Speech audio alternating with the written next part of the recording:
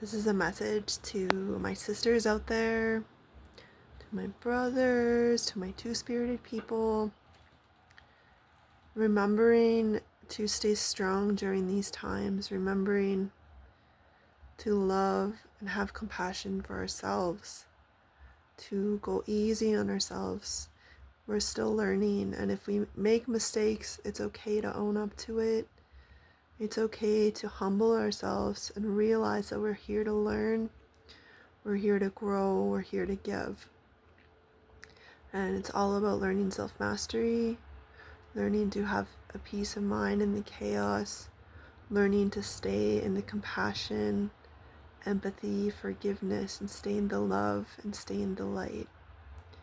And it's not time to fight, it's not time to argue. We can say our point, but we only need to say it once. And if someone's not ready to receive it, we don't drill them and drill them, we just let it go.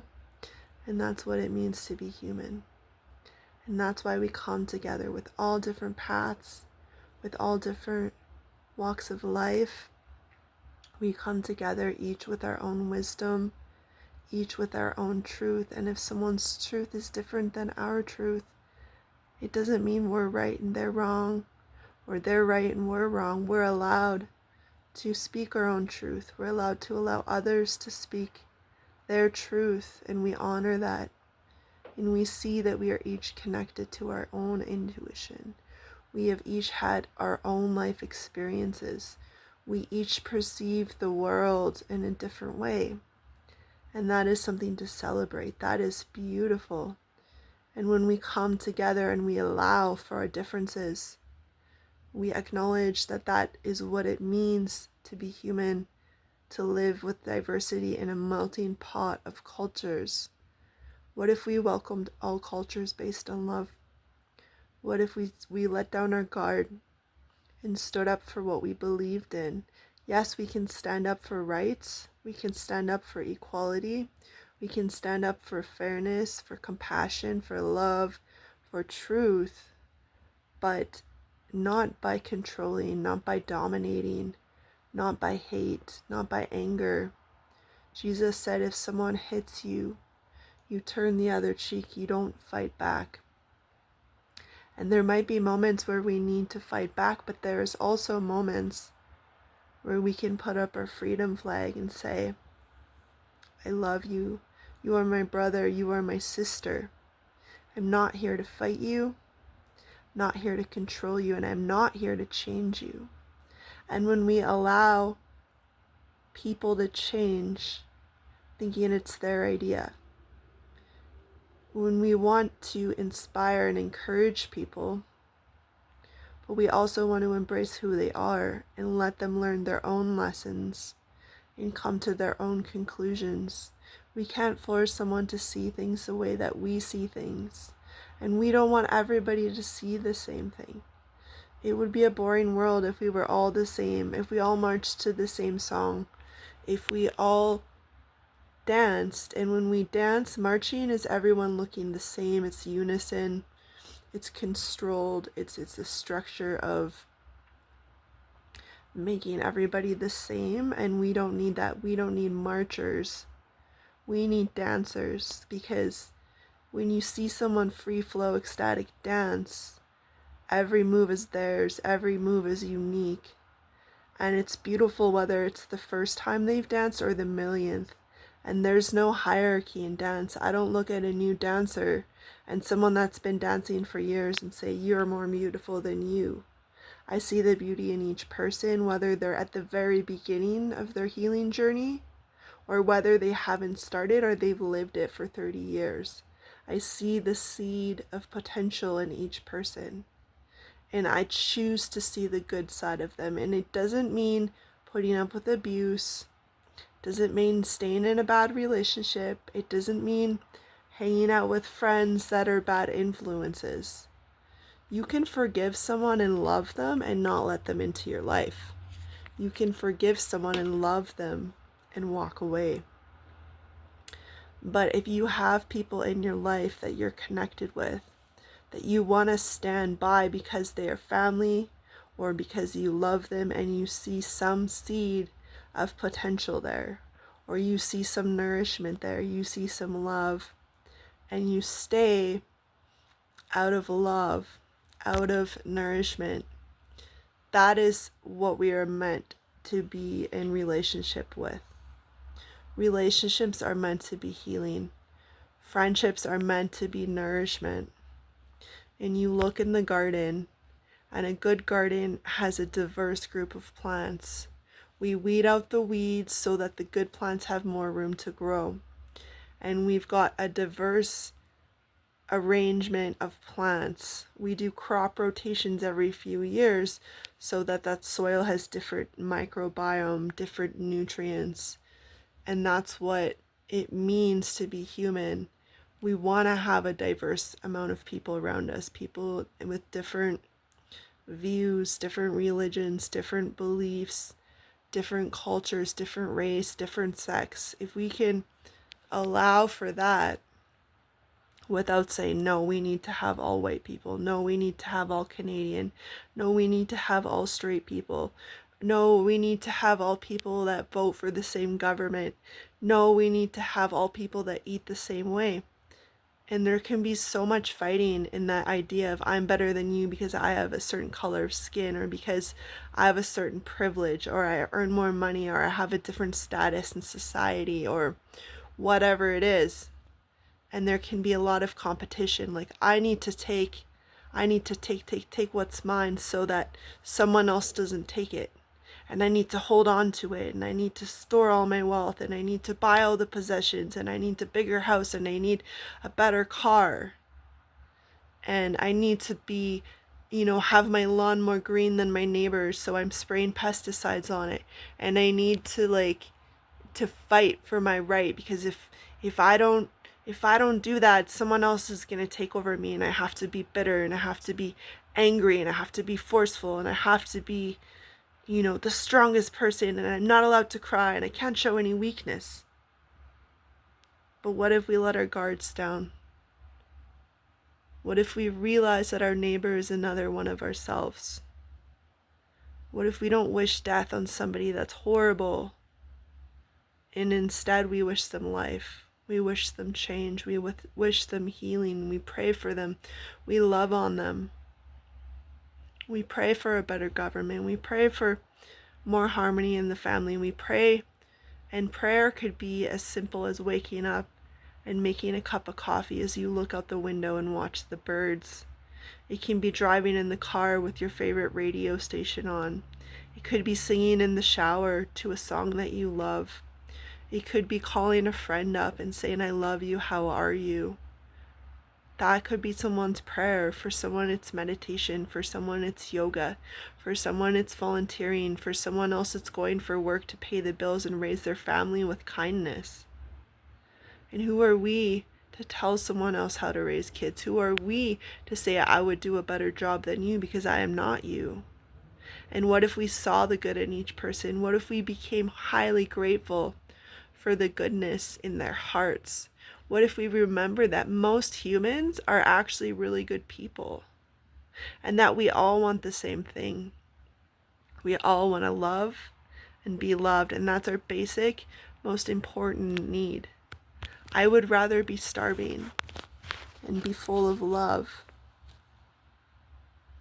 than be fed and living in abundance but not having love. And that's the thing about humans, and this is beautiful, is that we already know what we need. We've known it since we were a child. And when we have what we need, when we allow ourselves to have what we need, because it's all here, and we can run away from it or we can run towards it. And when we have what we need, it overflows into those around us. And when we allow ourselves to meet our needs, then we can begin to give more to others. And sometimes it's helping people meet a need, a new need that they haven't found yet. And if you look at the hierarchy of needs, once you begin to meet your basic needs, you can start building up and fulfilling other less basic needs until they're all met and the pyramid is full. We need good food. We need enough water. We need clothing to keep us warm or cool. We need shelter. We need money. We need security. We need to be safe. We need love. We need to be seen. We need to be heard. We need to be accepted. And that doesn't mean our bad behaviors are acceptable. It means that we are allowed to make mistakes, but we are also allowed to learn from them and grow from them. We are allowed to become a better person. And then we can begin acting on a bigger dream.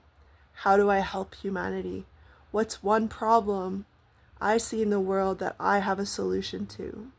And I don't need to invent the solution. I can see the solution and I can fail forward. I can try new things to be a part of that one solution. Maybe it's one thing, maybe it's 10 things. And that's where we can turn inwards and say, what are my gifts? Who do I want to help? Maybe your gift is to teach, maybe it's to heal, maybe it's to be generous, maybe it's to help a neighbor. Maybe it's to talk to a homeless person, maybe it's to call a friend, maybe it's to volunteer or go to school or find a new career. Or maybe it's to be exactly where you already are, and maybe you're already doing it. And maybe you need to acknowledge that and be easy on yourself and actually see all of the beautiful, amazing things that you're already doing and how far you have come. If everything was the perfect recipe for evolution, if everything was meant to teach us so we can grow, so we can give back, so we can get strong, so we can be that angel for somebody else or allow them to be that for us. And if we each stepped into that role, imagine how beautiful the world would become. And if there's brothers and sisters that haven't stepped into that role, may we be patient, kind, compassionate with them to allow them to see that light within themselves, so that they will become confident enough. They will have enough love to accept that role, to stand up and say, I will be the change I want to see. And I don't want to talk about where I came from to get where I am today. But there's been a wellness trajectory in my life somehow in the darkest of depths on planet Earth, where there was the tiniest little bit of light. And I turned from darkness towards the light. And it was one little tiny action, and a million mistakes, and a million lessons, and a million successes that led me here today to make this video for you. And so wherever you are, if you're in hell, keep going. If you are in the tunnel, follow the light. Trust that you will come out of the tunnel and be surrounded by love and light. And I'm not talking positive toxicity. I'm not saying stay in an abusive relationship. I'm not saying keep using drugs and just expecting, oh, everything's going to be fine. I'm saying that if we each took responsibility for our lives, if we took responsibility for our decisions, if we stopped blaming others for our trauma, if we stop saying, oh, I'm waiting for the perfect person to come tell me what to do. I'm waiting for the perfect moment to speak my truth and get my message out there. I'm waiting until somebody I love says sorry for me to heal. And what I'm saying is now is the time to heal. Right now. We are ready. We're the ones that we were waiting for. And we are ready to step into our power. And that power isn't about domination or control. It's not about saying I'm better than you. It's not about saying I'm all the answers for everybody else. It's saying I have the answers for myself. I will trust my intuition. And when you're walking through a forest, trying to find the washroom, and you're at a campground in the middle of the night, all you need to see is that few steps in front of you to see your path. And each step you take, you get a little bit closer to your destination. We don't have to see the whole picture. We don't have to see the whole path. But if we see the path in front of us and we choose to walk on the path, trusting that it's taking us where we need to be, and we look around and we see all the beautiful people surrounding us, and we acknowledge that when we walk together, we are united, we are stronger. Hand in hand, heart in heart, arm to arm, on this earth. We have the solid earth below us. We have everything we need. And if we don't have everything we need, it's available to us. We live in an abundant time. We're so blessed and privileged, but we also have a great responsibility. And it is up to us to own up to that responsibility and decide today that we are part of the solution. We are part of the light. We are part of the love, and we are united. And we are not here to fight. We are here to love. And we can stand up for what we believe in. We can unite together. We can be righteously angry. But we will get through this with love and trust. Peace, love, unity, and respect. Not expecting ourselves and others to be perfect, but being ready each day for the task at hand and taking one small step every day towards the future that we envision. If you have a dream, write it out and then write down every single step to make it come true. And then take those steps and prioritize them. Put them in order, put them on your phone in a note file, and put a little check mark box beside each of them. And each time you wake up, take one step, even if it's 5 minutes or 1 minute.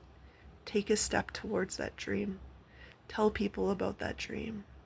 Decide, be decisive, be clear, and remember why you're doing it and for whom you are doing it.